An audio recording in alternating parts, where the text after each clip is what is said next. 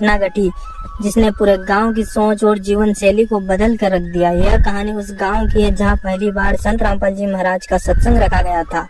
धनपुरा गांव की आबादी करीब 3000 की थी।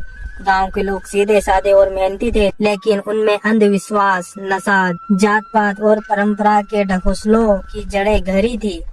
गांव में कई मंदिर थे और हर त्योहार पर बड़े बड़े आयोजन होते थे, लेकिन इन सब के बावजूद लोगों के जीवन में शांति और समाधान का अभाव था। एक दिन गांव के चौपाल में एक युवक विक्रम, जो 12वीं की पढ़ाई कर रहा था और हाल ही में घर लौटा था, एक घोषणा करता है। सत साहेब जी, सभी गांव वासी ध्यान से सुने। अगले रविवार हमारे गांव में संत रामपाल जी महाराज जी का लाइव सत्संग रखा गया है। आप सभी आमंत्रित हैं।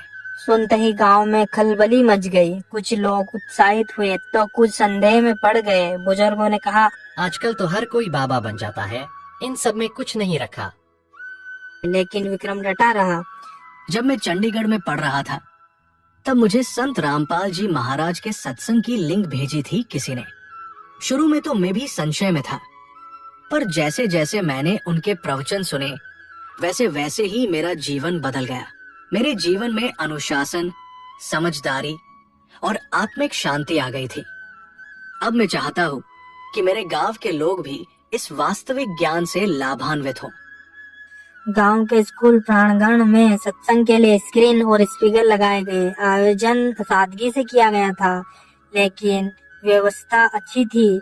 रविवार की सुबह जब सत्संग शुरू हुआ तब केवल 15 से 20 लोग ही उपस्थित थे, लेकिन जैसे जैसे प्रवचन आगे बढ़े लोगों की भीड़ बढ़ती गई। संत रामपाल जी महाराज के प्रवचन शास्त्रों के आधार पे थे। उन्होंने बताया कि केवल एक ही पूर्ण परमात्मा है। कबीर साहिब जी, जिनका वर्णन वेदों, गीता, कुरान और बाइबल में भी है, उन्होंने लोगों को बताया कि मंदिर की मूर्ति पूजा, झूठे कर्मकांड और पाखंडियों के चंगुल से बाहर निकलो और वास्तविक भक्ति करो। उनके प्रवचनों में विज्ञान, तर्क और ग्रंथों के सटीक प्रमाण का अद्भुत संगम था। यहाँ कोई अंधविश्वास नहीं था, बस साफ साफ बातों में जो हर किसी की समझ में आ रही थी। सत्संग के बाद लोगों की सोच में परिवर्तन दिखने लगा। अरे आओ भाई बैठो। जो लोग कभी जात पात को लेकर एक दूसरे से दूरी बनाते थे, वे अब एक दूसरे से प्रेम से मिलने लगे। कई लोगों ने शराब, तंबाकू और मांस खाना त्याग दिया।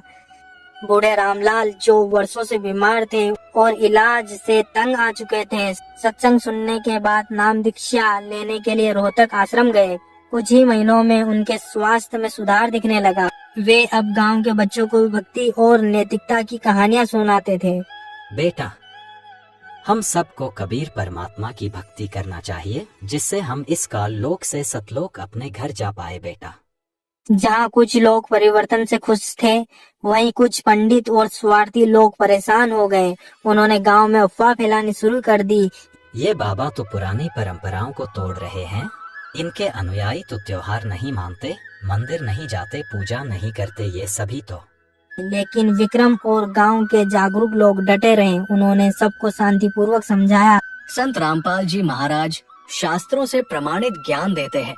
आप सभी गांव वासी झूठे लोगों के कहने में मत आना। जो सही है वो टिकेगा। झूठ चाहे जितना शोर मचाए, सत्य के आगे हारता है। धीरे धीरे गांव वालों को समझ आने लगा कि संत रामपाल जी महाराज की बातों में कोई स्वार्थ नहीं है। वे केवल सच्चे ज्ञान को फैला रहे हैं। कोई चढ़ावा, कोई दिखावा, कोई ढोंग नहीं, सिर्फ भक्ति, सेवा और जीवन सुधार।